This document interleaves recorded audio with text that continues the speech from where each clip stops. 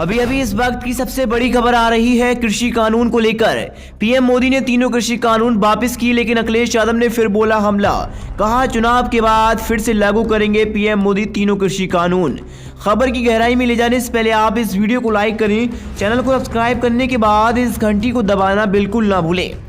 दरअसल उत्तर प्रदेश के पूर्व मुख्यमंत्री और समाजवादी पार्टी सपा के राष्ट्रीय अध्यक्ष अखिलेश यादव ने केंद्र सरकार की ओर से कृषि कानूनों की वापसी को किसानों की जीत बताया है। उन्होंने प्रधानमंत्री नरेंद्र मोदी की ओर से माफी मांगे जाने को लेकर भी तंज किया है और कहा है कि जनता माफ नहीं करेगी, जनता चुनाव में साफ करेगी। बता दें अखिलेश यादव ने केंद्र सरकार के इस फैसले को चुनाव को देखते हुए लिया गया फैसला बताया है और कहा है कि जिस तरह से जनता सड़कों पर आ गई है, हो सकता है कि उसकी वजह से घबराकर सरकार को ये फैसला वापस लेना पड़ा हो। उन्होंने ये सवाल भी उठाया कि चुनाव के बाद भविष्य में इस तरह के कानून नहीं लाए जाएंगे, इसका आश्वासन कौन देगा। बता दें सपा सुप्रीमो ने किसानों को बधाई देते और साथ ही ये भी कहा है कि जनता को सतर्क रहना होगा, बिना इनके हटाए किसानों के हित में फैसले नहीं होगा।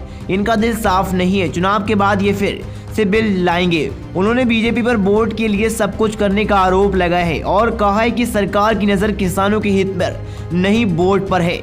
अखिलेश यादव ने सरकार पर हमला बोला और सवालिया लहजे में कहा है कि इस आंदोलन के दौरान जिन किसानों की जान गई है, क्या बीजेपी उनकी जान वापस ला सकती है? क्या किसानों पर अत्याचार के लिए ये सरकार माफी मांगेगी? बता दें उन्होंने लखीमपुर खीरी घटना का जिक्र किया और ये सवाल क्या है कि जिस मंत्री पर आरोप है उसे मंत्रिमंडल से कब निकाला जाएगा? पूरे मंत्रिमंडल को इस्तीफा देना चाहिए, सरकार को इस्तीफा देना चाहिए।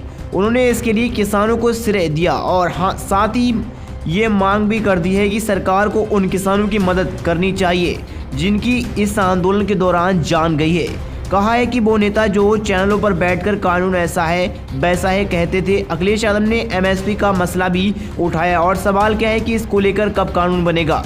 उन्होंने नए कृषि कानूनों को पूंजीपतियों के पक्ष में बनाया गया कानून बताया और कहा है कि सरकार मंडियों के लिए 1 लाख करोड़ रुपए खर्च करने का दावा किया। बढ़ते हैं अगली खबर की तरफ। सपा नेता राजपाल कश्यप ने बीजेपी को बताया झूठ की फैक्ट्री। कहा पीएम सीएम को मिलना चाहिए झूठ बोलने का पुरस्कार।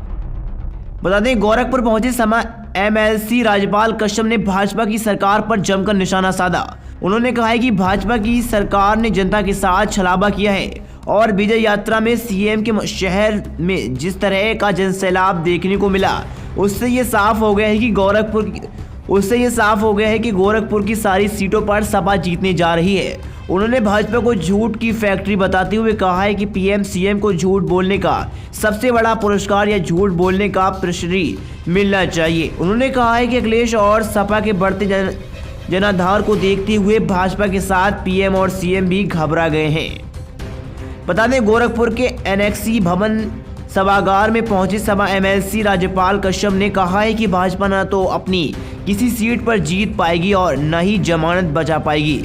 जनता भाजपा की सरकार को जवाब देगी क्योंकि आमजन, दलितों, पिछड़ों, किसानों, युवाओं और बेरोजगारों के साथ उन्होंने झूठे वादे किए हैं, उसे पूरा नहीं किया। राजपाल कश्यप ने कहा है कि पीएम सीएम योगी आदित्यनाथ प्रदेश का विकास तो दूर अपने जिले का भी विकास नहीं कर पाए।